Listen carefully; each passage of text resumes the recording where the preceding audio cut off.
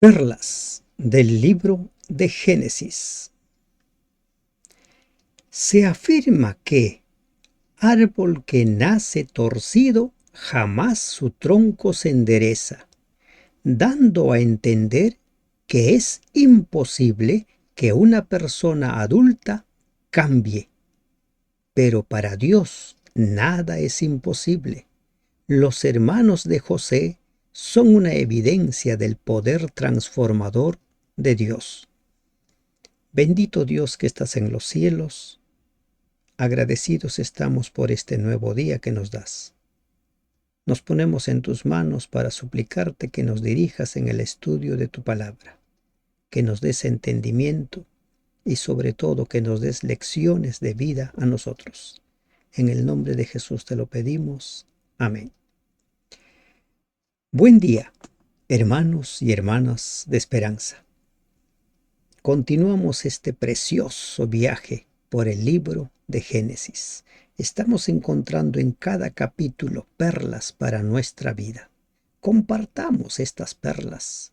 Animemos a los conocidos, a nuestros hermanos, a los familiares, a disfrutar de estas preciosas perlas. La palabra de Dios es poderosa, tiene poder para transformar vidas. Y en estos capítulos estamos viendo nosotros la historia de los hermanos de José. Estos hermanos que hace más de 22 años atrás, llevados por el odio, vendieron a su hermano para convertirlo en esclavo. ¿Por qué? Porque era el favorito de papá. ¿Por qué? Porque había tenido sueños que anunciaban lo que se venía en el futuro. No les gustó estos sueños. Entonces lo vendieron como esclavo. Y ahora, como consecuencia del hambre de la región, ellos han llegado a Egipto. Y José los pone a prueba. La primera prueba ha sido superada. Ellos dijeron que tenían un hermano menor y han llevado al hermano menor a Egipto. Ahora serán sometidos a una segunda prueba. Mandó José al mayordomo de su casa diciendo: llena de alimento los costales de estos varones, cuanto puedan llevar, y pon el dinero de cada uno en la boca de su costal. Esta era la segunda táctica de José para probar a sus hermanos, y era la prueba final y decisiva antes de darse a conocer a ellos. ¿Y cuál era el propósito de esta prueba? Era crear una situación por la cual él legítimamente pudiera tener el derecho de retener a Benjamín en Egipto, de modo que sus hermanos pudieran tener una excusa perfecta para volver a Canaán sin el favorito de su padre. Recordemos que Benjamín ahora era el hijo amado de Jacob porque José había desaparecido. Entonces, esta prueba, una prueba definitiva, daría a conocer si estos hermanos en verdad habían cambiado o no. Así como hace 22 años tuvieron una excusa perfecta para decir que su hermano posiblemente había sido devorado por las fieras y llevaron su túnica manchado de sangre, ahora tendrían la excusa perfecta, ya no necesitarían mentir.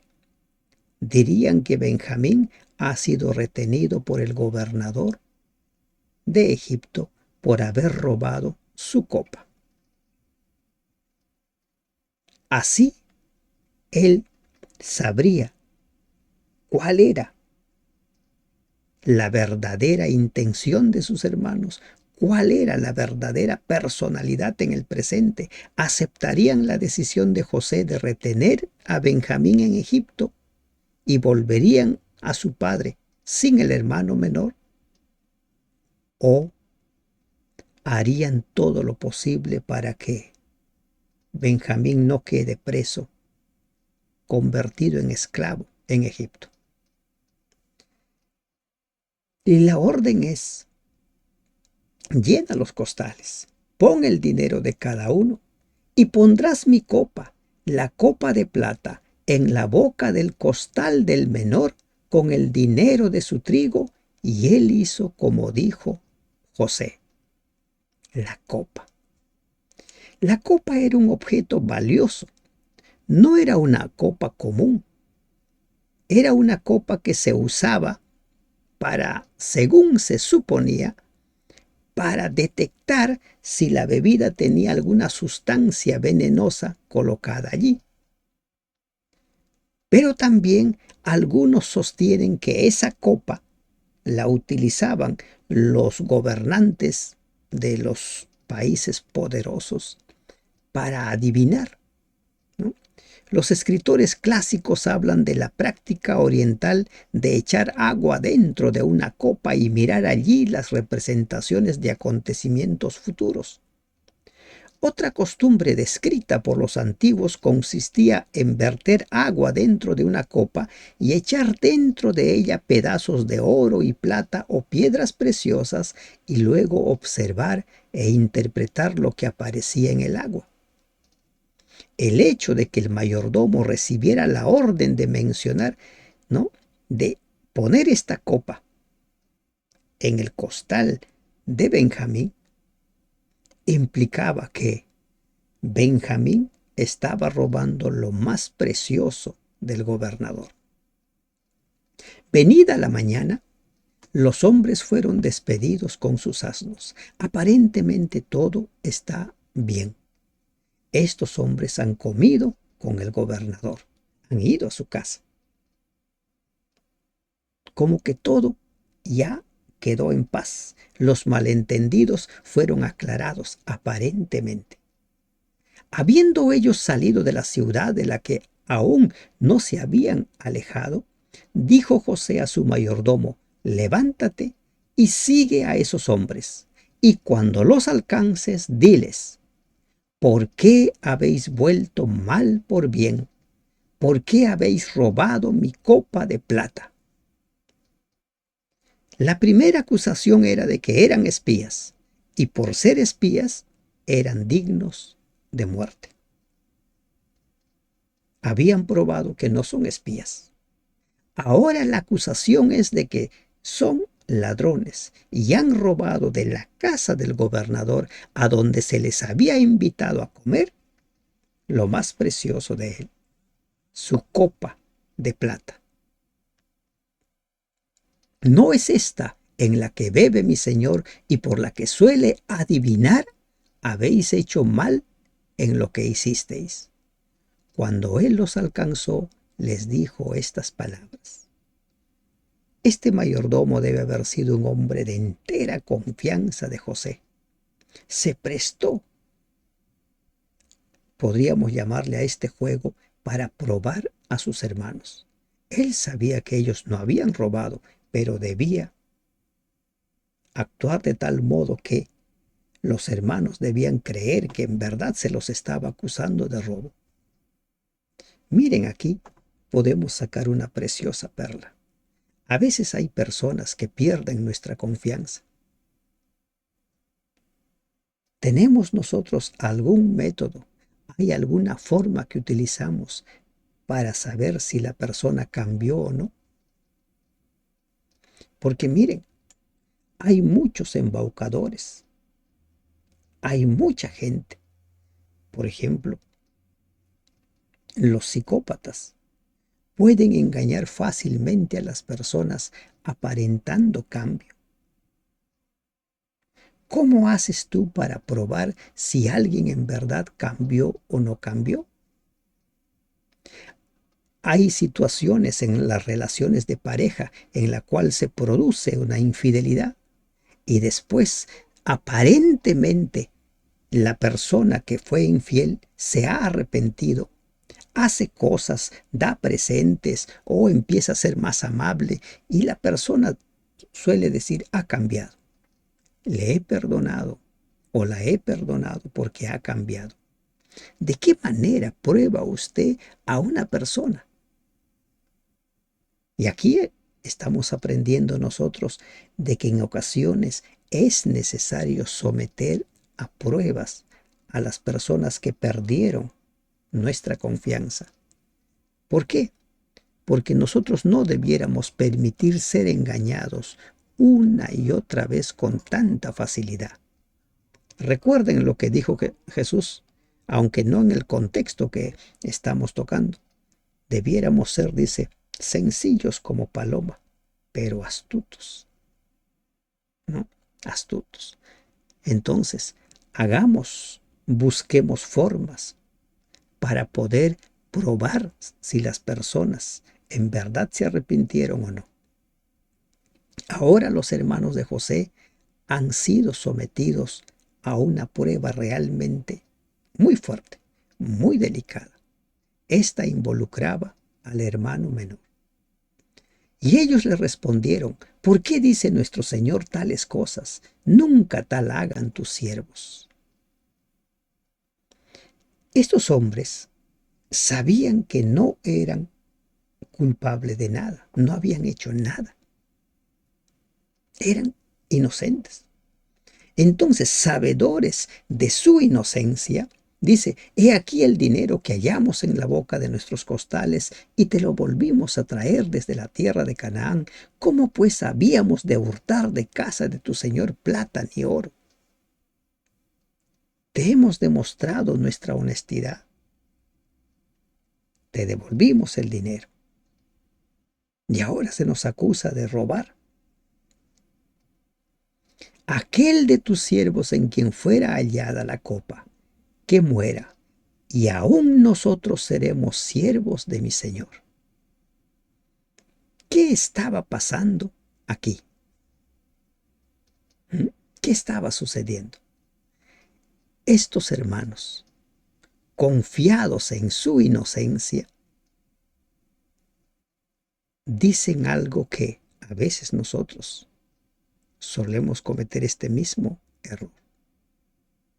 A veces nosotros pronunciamos sentencia contra nosotros mismos y ellos pronuncian la pena máxima sobre ellos. Si se les encontraba, que muera el culpable y que el resto sería esclavo en Egipto. No nos apresuremos con nuestros dichos, no nos apresuremos. Seamos sensatos en nuestras palabras. Nunca nos apresuremos. Hay muchas personas que pronuncian frases que después, cuando tienen que ser confrontados con esas promesas o con esas aseveraciones, no saben qué hacer. Es mejor pensarlo. Es mejor no decir cosas que aparentemente van a reforzar nuestra inocencia. Jesús dijo que vuestro decir sea sí, sí o no, no. Entonces ellos pronunciaron la sentencia, la pena máxima sobre sí mismos, que el culpable muera y que ellos serían convertidos en esclavos si es que se encontraba la copa de José entre sus costales. Y él dijo: también ahora sea conforme a vuestras palabras. Aquel en quien se hallare será mi siervo, y vosotros seréis sin culpa. La primera parte fue aceptada por el mayordomo. ¿Está bien? El culpable va a pagar. Los demás no tienen por qué ser esclavizados, son inocentes. Quedaron todos conformes. El culpable sería el que pague con su vida. Ellos entonces se dieron prisa y, derribando cada uno su costal en tierra, abrió cada uno el costal suyo. Empezaron a buscar. Grande sería la sorpresa de ellos. Y buscó desde el mayor, comenzó y acabó en el menor, y la copa fue hallada en el costal de Benjamín. La copa fue hallada en el costal del Hijo amado del Padre. Entonces ellos rasgaron sus vestidos y cargó cada uno su asno y volvieron a la ciudad. No sé si alguna vez has vivido una experiencia como esta. De pronto uno se queda como congelado. No puede ser. Benjamín ladrón. ¿Cómo? ¿No? Rasgar las vestiduras era una señal de duelo, de dolor profundo. Vino Judá con sus hermanos a casa de José, que aún estaba allí, y se postraron delante de él en tierra. Y les dijo José: ¿qué acción es esta que habéis hecho? ¿No sabéis que un hombre como yo sabe adivinar?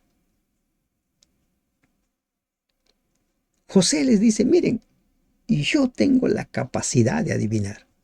José no tenía la capacidad de adivinar, pero con seguridad que los egipcios creían que José sabía adivinar, que José podía leer incluso sus pensamientos, como ya les había probado anteriormente en el versículo 33 del capítulo 43, donde ellos dice, conforme a su primogenitura, ¿no?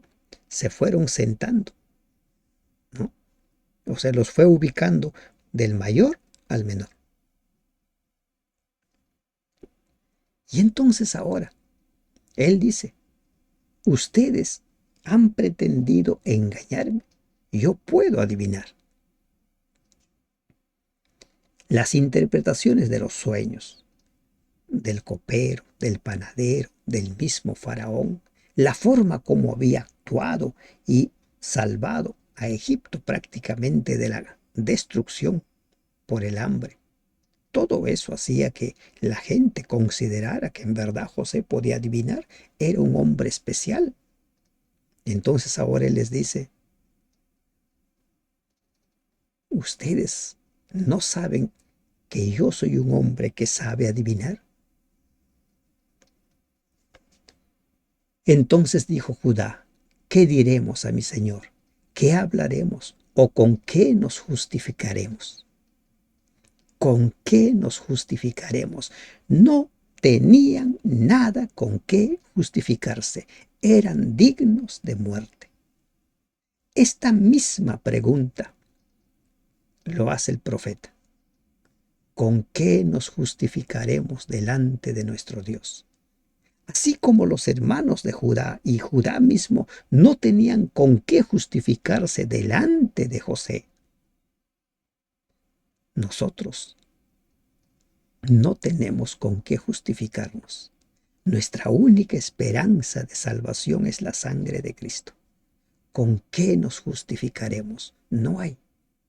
No hay nada con la cual podemos justificarnos ante Dios. Y Judá y sus hermanos sabían que no tenían nada con qué justificarse. Dios ha hallado la maldad de tus siervos, y he aquí nosotros somos siervos de mi Señor, nosotros y también aquel en cuyo poder fue hallada la copa. Judá aceptó la condena, pero, aquí encontramos una primera evidencia de la transformación de Judá. No dice simplemente que aquel en quien fue hallado la copa muera como fue el acuerdo con el mayordomo. Él dice, somos siervos todos. Todos somos culpables. Somos un equipo. Somos una familia. Todos somos siervos de mi Señor. Todos. No deja solo a Benjamín. Y ese es el espíritu de cuerpo con el cual nosotros debemos actuar en la iglesia. Somos un cuerpo. Todos avanzamos juntos. Todos caminamos. Al que se queda, lo llevamos con nosotros. Todos. José respondió, nunca yo tal haga. El varón en cuyo poder fue hallada la copa, él será mi siervo. Vosotros id en paz a vuestro padre. José había dicho que él teme a Dios, que él actúa con justicia, y aquí una vez más les dice, no, yo no voy a actuar de la manera que ustedes dicen. Aquí solamente va a quedar el culpable. José tenía ahora la excusa suficiente para convertir en esclavo a Benjamín, el hijo amado de Jacob. De seguro que los hermanos empezaron a mirarse unos a otros. Judá había dado su palabra a su padre. Entonces Judá se acercó a él y dijo, ay, Señor mío, te ruego que permitas que hable tu siervo una palabra en oídos de mi señor. Y no se encienda tu enojo contra tu siervo, pues tú eres como Faraón. Mi señor preguntó a sus siervos diciendo, ¿tenéis padre o hermano? Judá empieza a dar razones de por qué Benjamín no puede quedarse, por qué Benjamín no puede ser convertido en siervo. En el versículo 17 encontramos nosotros la prueba para que José se dé cuenta de qué estaban hechos estos hermanos ahora después de 22 años en que él por última vez los vio. Él sabía cómo eran ellos. ¿Recuerdan? José informaba de todas las malas prácticas de sus hermanos. Y aquí, en el versículo 17, José les dio la excusa para dejar al hijo amado de Jacob e irse. Bueno, te la mereces, pero no. Ahora Judá ha pedido que por favor le escuche. No se encienda tu enojo contra tu siervo, pues tú eres como Faraón. Y ahora Judá va a empezar a dar las razones de por qué él debe quedarse y no Benjamín. Y nosotros respondimos a mi Señor, tenemos un padre anciano y un hermano joven, pequeño aún. Sorprende esta declaración, pequeño aún. A veces nosotros siempre llamamos así, ¿verdad? Hay padres que ya su hijo, el último, o la hija, el último, ya tienen 15, 20 años y dicen todavía el niño, el bebé, ¿no? Escucho con frecuencia a uno que dice a su hija de 9 años, la bebé. Es que es la forma como nosotros vemos siempre al menor, pero este pequeño aún ya tenía 10 hijos. ¿Cómo lo vamos a ver más adelante? Pequeño aún que le nació en su vejez y un hermano suyo murió. Murió. Judá daba por muerto a José y ahí estaba José. Pero eso era un delito de hace 22 años y lo que José quería probar es, ¿habían o no habían cambiado? Y él solo quedó de los hijos de su madre y su padre lo ama. Ellos eran conscientes que Jacob amaba a Benjamín más que a ellos. Ese mismo amor que tenía por José y que despertó los celos y el odio y la envidia a tal punto que quisieron matarlo. Y tú dijiste a tus siervos, traédmelo y pondré mis ojos sobre él.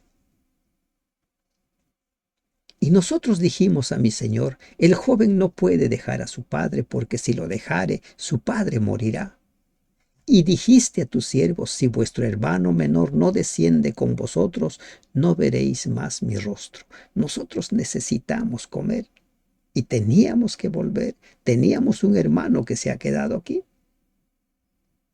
Aconteció pues que cuando llegamos a mi padre, tu siervo, le contamos las palabras de mi señor y dijo nuestro padre, volved a comprarnos un poco de alimento. Como vimos en el capítulo de ayer, pasó muchos días. Los alimentos ya se estaban acabando. Por lo tanto, estaban obligados a volver a Egipto. En contra de la voluntad de Jacob, Benjamín fue a Egipto. Y nosotros respondimos, no podemos ir. Si nuestro hermano va con nosotros, iremos. porque no podremos ver el rostro del varón si no está con nosotros nuestro hermano el menor. Entonces tu siervo, mi padre, nos dijo: vosotros sabéis que 2 hijos me dio a luz mi mujer. Estos hermanos, encabezados por Judá, habían aceptado esa realidad, que Jacob amaba más a sus 2 hijos, porque era el hijo de la mujer que más había amado. Ya no había celo, ya no había odio. Y eso es lo que decíamos 2 capítulos atrás, lo que produce la aceptación. La aceptación nos ayuda a vivir, la aceptación nos ayuda a avanzar, la aceptación nos transforma. Y el uno salió de mi presencia, y pienso de cierto que fue despedazado, y hasta ahora no lo he visto. Jacob había creído la mentira que le habían dicho. Si Judá hubiera sabido a quién le estaba contando la historia. Y si tomáis también a este de delante de mí, y le acontece algún desastre, haréis descender mis canas con dolor al Seol. Voy a morir con el corazón rasgado, voy a morir de luto. Esas fueron las palabras de Jacob, y son las palabras que Judá le está transmitiendo a José. Con estas palabras, Judá está queriendo convencer a José de por qué él es el que debe ocupar el lugar de Benjamín. A él lo ama. Si él no va, él va a morir con dolor. No importa si yo me quedo. A mí no me ama tanto. Causa un poco de sonrisa, pero ¿se dan cuenta esta situación? Ahora pues, cuando vuelva yo a tu siervo mi padre, si el joven no va conmigo, como su vida está ligada a la vida de él, sucederá que cuando no vea al joven, morirá. Y tus siervos harán descender las canas de tu siervo nuestro padre con dolor al Seol. ¿A qué estaba apelando Judá? Estaba apelando a la compasión de José. Estaba apelando a esa promesa o declaración que hizo José. Temo a Dios. Temo a Dios. Si mi padre no ve a Benjamín, va a morir.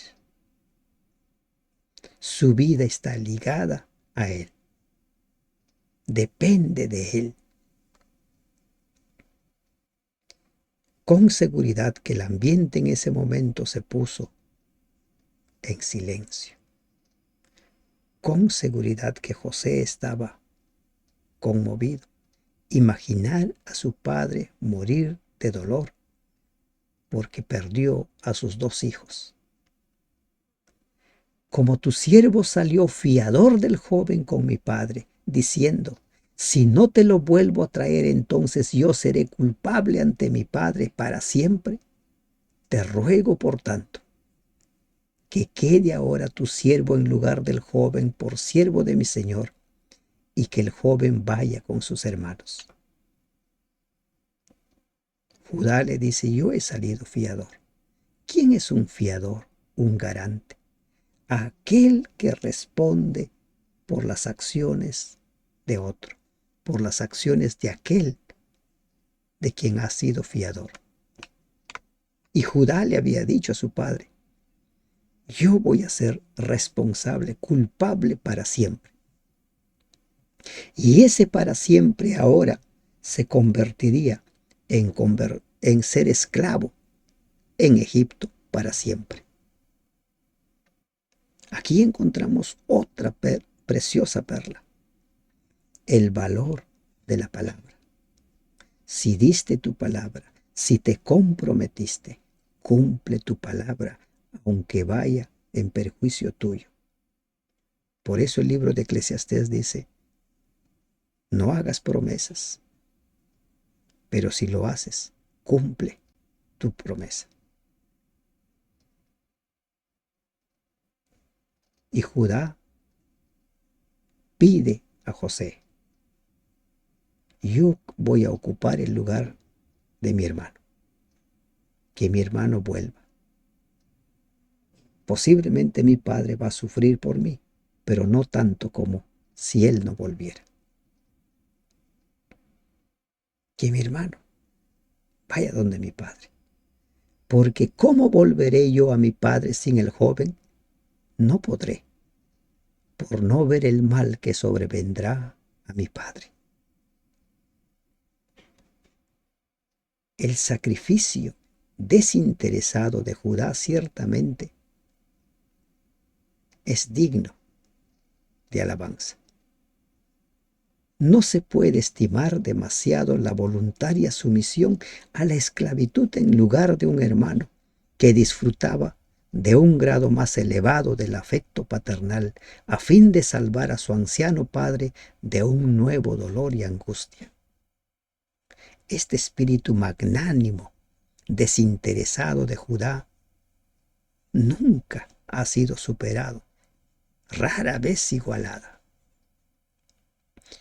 Convertirse en esclavo en lugar de otro. Hemos escuchado historias de personas que han entrado a la cárcel y han tomado el lugar de ella, pero a cambio de... Tiempo atrás escuchaba la historia de uno que fue y ocupó el lugar en la prisión de otro porque se le prometió que su familia recibiría una compensación económica. Pero la de Judá es una acción desinteresada. Él ocuparía el lugar de Benjamín.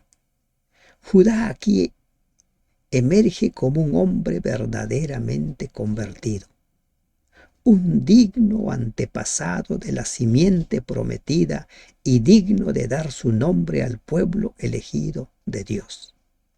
Dios puede transformar corazones, Dios puede transformar aún a las personas adultas, aunque la frase diga árbol que nace torcido, nunca se endereza.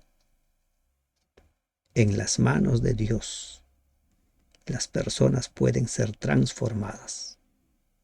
José ya no pudo dudar más de que se había efectuado un cambio completo en sus hermanos, y particularmente en Judá, el que había sido el que instigó a todos a venderlo como esclavo. Desde el día en que éste tan elocuentemente los instó a deshacerse de él. Las tácticas de José habían resultado muy efectivas. Ahora estaba convencido en cuanto a la conducta de sus hermanos y satisfecho por su conversión. Esa conversión era genuina. Ya no había necesidad de continuar sometiéndolos a prueba y por lo tanto estaba listo para revelar su identidad. Pero ese es un estudio del día de mañana, del capítulo 45, cuando José, tras haber sometido a estas dos pruebas y ver cómo es que sus hermanos habían cambiado, se da a conocer a ellos. ¿Qué perlas sacamos de este capítulo? La transformación, el cambio de las personas. Aún los adultos pueden ser transformados por Dios. La capacidad de probar a aquel que ha perdido nuestra confianza. La capacidad de perdonar. ¿Con qué perla nos quedamos? La Biblia está llena de preciosas perlas que permitirán nuestro crecimiento. Cuando tú permites que el Espíritu Santo obre en tu vida, se producirán maravillas, milagros en tu vida. Serás transformado. La transformación de los hermanos de José es una evidencia de que Dios puede hacer eso y mucho más con nosotros. Que Dios te bendiga. Amén.